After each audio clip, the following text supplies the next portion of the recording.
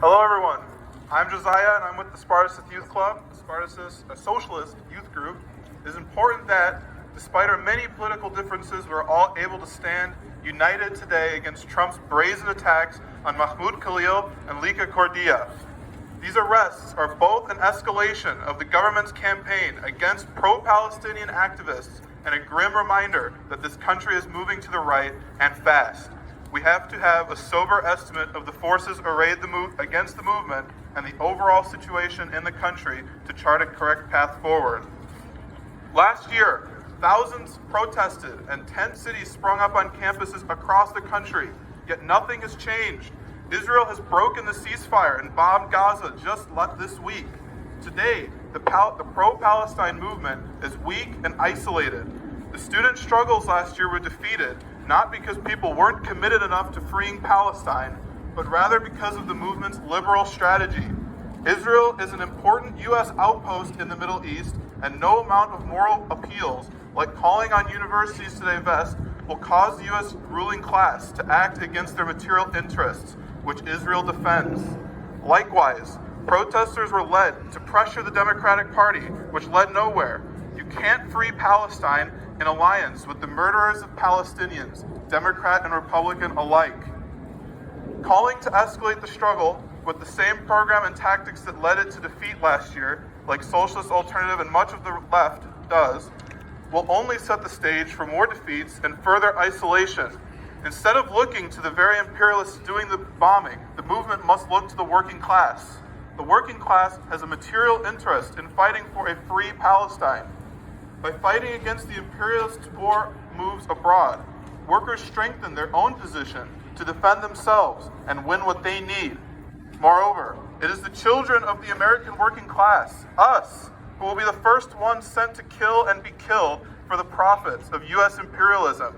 And unlike students, workers have in their hands the levers of the economy. They can stop the flow of arms and shut down production.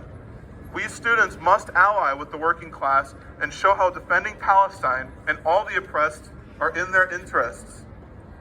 This won't be an easy task, especially because kowtowing to the Democrats and peddling liberal moralism has created a huge gulf between the movement and the working class, driving workers toward Trump.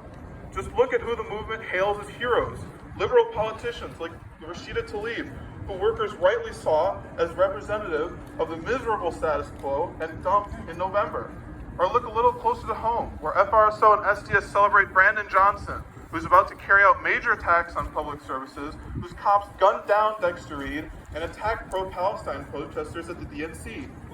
Winning the working class to defend pro-Palestine protesters is impossible while tailing these liberal politicians. The left and the pro-Palestine movement must ditch these liberals to win workers and lay the foundation for a real anti-imperialist movement in the U.S. Woo!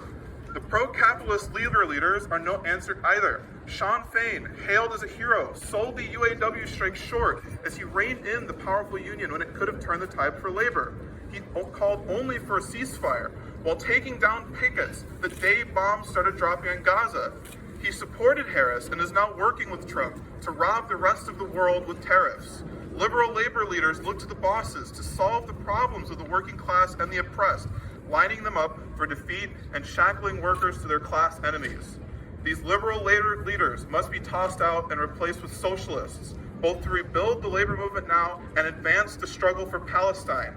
To defend against reactionary attacks made by the right and defend those like Mahmoud and Leeqa, we must build class-based united fronts. We have many differences with the other orgs at this demonstration, but that shouldn't get in the way of us working together.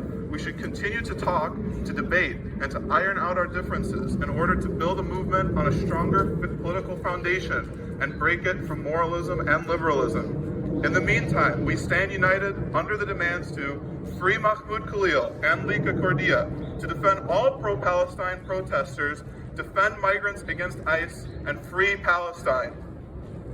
We have